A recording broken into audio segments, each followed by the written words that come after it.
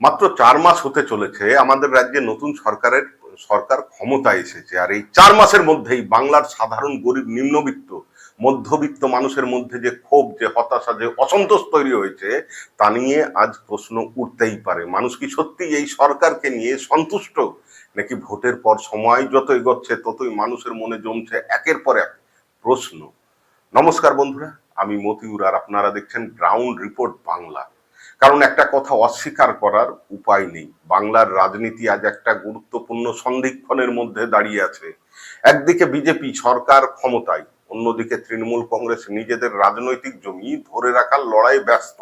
কংগ্রেসও গোটা বাংলায় নিজেদের শক্তিশালী বিকল্প হিসেবে প্রতিষ্ঠা করতে এখনো পারেনি।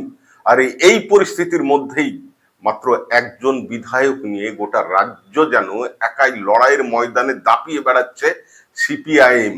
2021-এর বিধানসভা নির্বাচনের পরে অনেকেই ভেবেছিলেন বামেদের রাজনৈতিক অধ্যায় হয়তো বাংলায় শেষ হয়ে গেছে। বিধানসভায় কার্যত কোনো প্রতিনিধিত্ব নেই, বহু জায়গায় সংগঠন দুর্বল, বহু পুরনো কর্মী সমর্থক রাজনীতি থেকে দূরে সরে গিয়েছেন। তখন অনেকেই বলেছিলেন বাংলায় সিপিআইএম এর আর ঘুরে দাঁড়ানোর কোনো সুযোগই নেই। কিন্তু রাজনীতি কখনো এত সরল সমীকরণে চলে না, কারণ একটা রাজনৈতিক দলের শক্তি শুধু বিধানসভায় কতজন বিধায়ক আছে বা লোকসভায় কতজন সাংসদ আছে সেটা দিয়ে বিচার করা যায় না। একটা রাজনৈতিক দলের আসল শক্তি বোঝা যায় মানুষের সমস্যার সময় সেই দল মানুষের পাশে দাঁড়াচ্ছে কিনা, মানুষের কথা বলছে কিনা, রাস্তায় নামছে কিনা, অন্যায়ের বিরুদ্ধে আন্দোলন করছে কিনা। আর এখানেই গত কয়েক মাসে সিপিআইএম এবং তাদের গণসংগঠনগুলির ভূমিকা নিয়ে নতুন করে আলোচনা শুরু হয়েছে। এসএফআই, ডিওয়াইফআই, সিআই2, কৃষক সভা, মহিলা সংগঠন, একটার পর একটা গণসংগঠন সাধারণ মানুষের বিভিন্ন সমস্যা নিয়ে মাঠে নামছে। কখনো ছাত্রদের সমস্যা নিয়ে কলেজে, ইউনিভার্সিটিতে, কখনো বেকার যুবকদের কর্মসংস্থানের প্রশ্নে, কখনো শ্রমিকের অধিকার নিয়ে, কখনো কৃষকের সমস্যা নিয়ে, কখনো মূল্য বৃদ্ধির বিরুদ্ধে, কখনো সাধারণ মানুষের অধিকার রক্ষার প্রশ্নে। আর সবচাইতে গুরুত্বপূর্ণ বিষয় হলো এই আন্দোলনগুলো শুধু সোশ্যাল মিডিয়ার পোস্টেই আটকে নেই। তারা রাস্তায় নামছে, মিছিল করছে, ধর্ণা দিচ্ছে, মানুষের কাছে যাচ্ছে, গ্রামে গঞ্জে সভা করছে। ছাত্ররা পথে নামছে, যুবরা পথে নামছে, শ্রমিকরা পথে নামছে, মহিলারা পথে নামছে। আর এই জায়গাতেই তৈরি হচ্ছে বাংলার রাজনীতির নতুন একটা ছবি। এখন প্রশ্ন হচ্ছে এই আন্দোলনের নেতৃত্ব দিচ্ছেন কারা? আজকের সিপিআইএম এর সামনে যে তরুণ নেতৃত্বদের দেখা যাচ্ছে, তাদের মধ্যে রয়েছেন শতরূপ ঘোষ, মীনাক্ষী মুখার্জি, দীপশিতা ধর, সৃজন ভট্টাচার্য, আফরিন বেগম সহ, ধ্রুবজ্যোতি সাহা সহ আরো বহু তরুণ মুখ। তাদের রাজনৈতিক মতাদর্শের সঙ্গে আপনি একমত হতে পারেন, নাও হতে পারেন, তাদের বক্তব্যের সঙ্গে আপনার দ্বিমত থাকতে পারে, কিন্তু একটা প্রশ্ন তো করাই যায়, আজকের বাংলার রাজনীতিতে কতগুলো দলের কাছে এমন তরুণ নেতৃত্ব রয়েছে যারা নিয়মিত মানুষের সমস্যার প্রশ্নে রাস্তায় দেখা যাচ্ছে। প্রশ্নটা কিন্তু খুবই গুরুত্বপূর্ণ, কারণ রাজনীতি শুধু নির্বাচনের সময় বাড়ি বাড়ি যাওয়ার নাম নয়, রাজনীতি শুধু মঞ্চে দাঁড়িয়ে বক্তৃতা দেওয়ার নাম নয়, রাজনীতি শুধু ফেসবুকে পোস্ট করার নামও নয়। রাজনীতি মানে মানুষের সমস্যায় সময় মানুষের পাশে দাঁড়ানো। আর সেখানেই সিপিআইএম এর পুরনো রাজনৈতিক সংস্কৃতি নতুন করে আলোচনায় আসছে। কিন্তু এখানে আরো একটা প্রশ্ন উঠে আসে, আজকে তৃণমূল কংগ্রেস কোথায়? এক সময় যে দল গোটা বাংলায় শক্তিশালী সংগঠন তৈরি করেছিল, আজ সেই দলের সামনে নিজেদের সংগঠনকে ধরে রাখা, মানুষের আস্থা ফিরিয়ে আনা এবং নিজেদের রাজনৈতিক ভাবমূর্তি পুনর্গঠন করাই এখন বড় চ্যালেঞ্জ। অন্যদিকে কংগ্রেসেরও একটা সময় বাংলার রাজনীতিতে ঐতিহাসিক প্রভাব ছিল, কিন্তু আজ গোটা বাংলায় সরকার গড়ার মতো শক্তিশালী সংগঠন কি তাদের হাতে আদৌ আছে? মালদা, মুর্শিদাবাদ বা কয়েকটা নির্দিষ্ট অঞ্চলে তাদের প্রভাব থাকলেও গোটা বাংলায় শক্তিশালী বিকল্প হিসাবে কংগ্রেস এখনো নিজেদের প্রতিষ্ঠা করতেই পারেনি। এটাই বাস্তবতা। আর বিজেপি এখন বাংলার ক্ষমতায়, ফলে বিরোধী দল হিসাবে এতদিন যে প্রতিশ্রুতি দেওয়া হয়েছিল, ক্ষমতায় আসার পর সেই প্রতিশ্রুতিগুলি বাস্তবে কতটা কার্যকর হচ্ছে সেটাই এখন মানুষের কাছে সবচেয়ে বড় প্রশ্ন। চাকরি, শিক্ষা, স্বাস্থ্য, কৃষি, শ্রমিকের সমস্যা, মূল্যবৃদ্ধি, সাধারণ মানুষের জীবনযাত্রা, এই সমস্ত প্রশ্নে মানুষ কতটা স্বস্তি পাচ্ছে? ক্ষমতায় আসার পর আর শুধু প্রতিশ্রুতি দিয়ে চলা যায় না, কারণ ক্ষমতার সঙ্গে দায়িত্বও আসে, আর সেই দায়িত্ব পালনে যদি মানুষ হতাশ হয় তাহলে ক্ষোভ তৈরি হবেই। আর এখানেই বিরোধী রাজনীতির গুরুত্ব। গণতন্ত্রে সরকারের ভুল ধরিয়ে দেওয়া, সরকারের সিদ্ধান্ত নিয়ে প্রশ্ন তোলা, মানুষের সমস্যাকে বিধানসভায় এবং রাস্তায় তুলে ধরা, এটাই বিরোধীদের দায়িত্ব। আর সিপিআইএম যদি আজ সেই জায়গায় দাঁড়াতে পারে তাহলে তাদের উপেক্ষা করার সুযোগ নেই।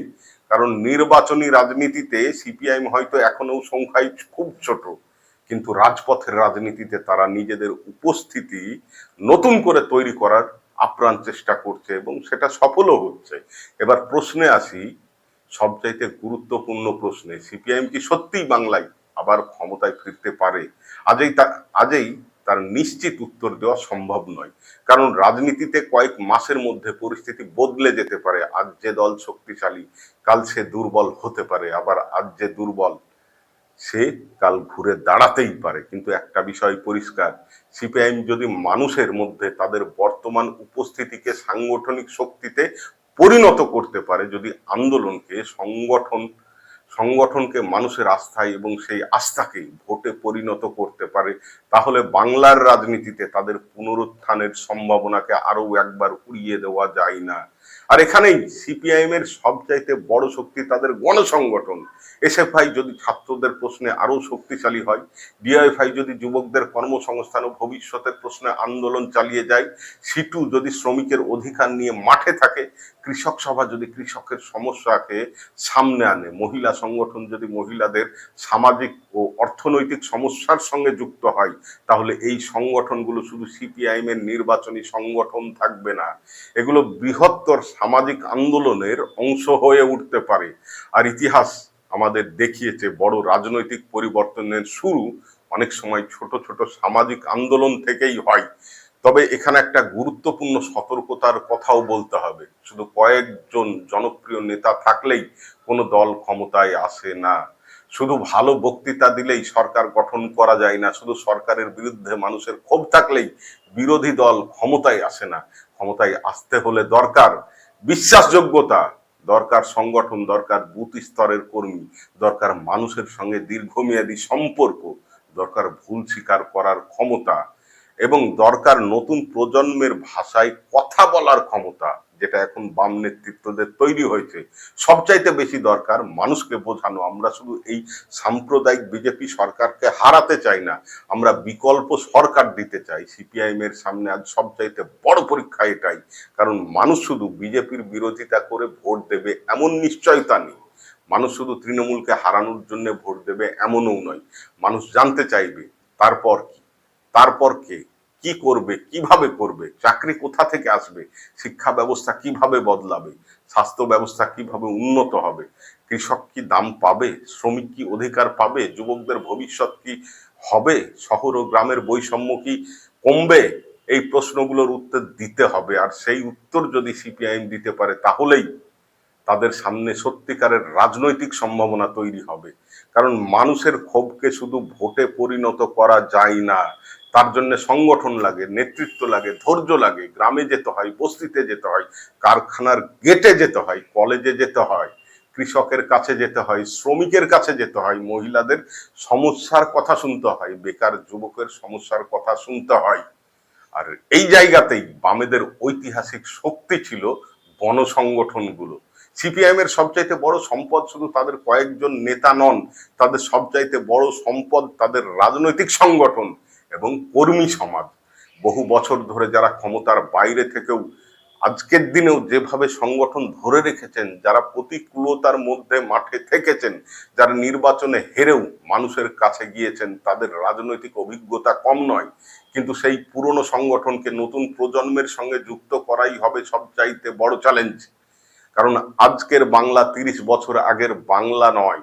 আজকের যুব সমাজের প্রশ্ন আলাদা, কর্মসংস্থান, শিক্ষার খরচ, প্রযুক্তি, ভবিষ্যৎ, সামাজিক নিরাপত্তা, সবকিছু নিয়েই তাদের নতুন নতুন প্রশ্ন রয়েছে। তাই বামেদেরও নিজেদের রাজনৈতিক ভাষাকে নতুন করে তৈরি করতে হবে। শুধু অতীতের গৌরব দিয়ে ভবিষ্যৎ তৈরি করা যাবে না। অতীতের অভিজ্ঞতা, বর্তমানের বাস্তবতা এবং ভবিষ্যতের স্বপ্ন, এই তিনটেকে একসঙ্গে নিয়ে এগোতে হবে। আর এখানেই তরুণ নেতৃত্বের ভূমিকা সবচাইতে বেশি। শতরূপ ঘোষ, মীনাক্ষী মুখার্জি, দীপশিতা ধর, সৃজন, আফরিন, ধ্রুব, এই ধরনের তরুণ মুখ যদি মানুষের সঙ্গে নিয়মিত যোগাযোগ রাখতে পারেন, যদি শহরের পাশাপাশি গ্রামে যেতে পারেন, যদি শুধু নিজেদের সমর্থকদের সঙ্গে নয়, যারা সিপিএম কে ভোট দেন না তাদের সঙ্গেও কথা বলেন, যারা বামেদের নিয়ে প্রশ্ন তোলেন তাদের প্রশ্নের উত্তর দেন, তাহলে সিপিআইএম এর সামনে একটা বড় সুযোগ তৈরি হতে পারে। তবে সুযোগ আর সাফল্য এক জিনিস নয়, সুযোগকে সাফল্যে পরিণত করতে হবে। আন্দোলন থেকে সংগঠন, সংগঠন থেকে মানুষের আস্থা, আর এই মানুষের আস্থা থেকে ভোট, এই পথটা দীর্ঘ কিন্তু অসম্ভব নয়। এখন আসুন সবচাইতে বড় প্রশ্নটা করি, বাংলাকে কি সিপিআইএমই রক্ষা করতে পারে? একজন সিপিআইএম সমর্থক হিসাবে আপনি অবশ্যই বিশ্বাস করতে পারেন যে বাংলার মানুষের স্বার্থ রক্ষার সবচাইতে শক্তিশালী রাজনৈতিক বিকল্প কিন্তু সিপিআইএম। কিন্তু সেই বিশ্বাসকে রাজনৈতিক বাস্তবতায় পরিণত করার দায়িত্বও সিপিআইএম এরই। মানুষকে শুধু বলতে হবে না, মানুষ আমাদের ভোট দিন, মানুষকে বোঝাতে হবে আমাদের উপর কেন বিশ্বাস করবেন। আর সেই বিশ্বাস তৈরি হয় আন্দোলনের মধ্যে দিয়ে, মানুষের পাশে থাকার মধ্য দিয়ে, স্বচ্ছ রাজনীতির মাধ্যমে, প্রশ্নের মুখে দাঁড়িয়ে উত্তর দেওয়ার সাহসের মাধ্যমে, এবং সবচাইতে বড় কথা ক্ষমতায় থাকুন, ক্ষমতার বাইরে থাকুন, মানুষের পাশে থাকার ধারাবাহিকতার মাধ্যমে। আজ বাংলার রাজনৈতিক পরিস্থিতি তাই একটা অদ্ভুত জায়গায় দাঁড়িয়ে।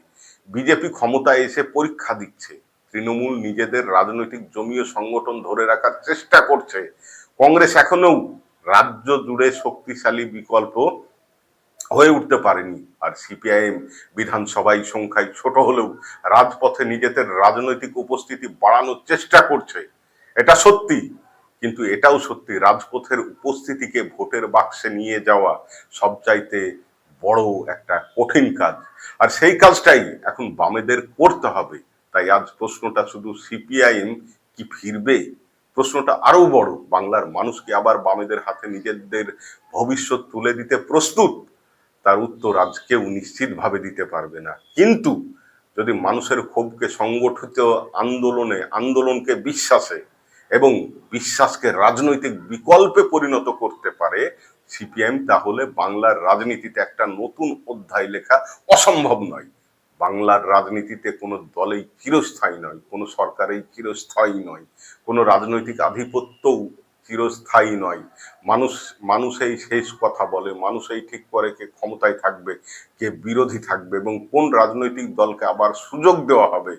আজ যদি সাধারণ মানুষের মধ্যে বিজেপি সরকারের বিরুদ্ধে সত্যিই ক্ষোভ তৈরি হয়ে থাকে, যদি তৃণমূল সেই ক্ষোভকে নিজেদের দিকে টানতে না পারে, যদি কংগ্রেস রাজ্য জুড়ে শক্তিশালী বিকল্প তৈরি করতে না পারে, আর যদি সিপিআইএম তাদের আন্দোলনকে আরো বড় সামাজিক ও রাজনৈতিক শক্তিতে পরিণত করতে পারে, তাহলে বাংলার রাজনীতিতে বড় পরিবর্তনের সম্ভাবনা তৈরি হতেই পারে আগামী দিনে। সেই পরিবর্তনের কেন্দ্রবিন্দুতে সিপিআইএম থাকবে না, তার উত্তর দেবে সময়।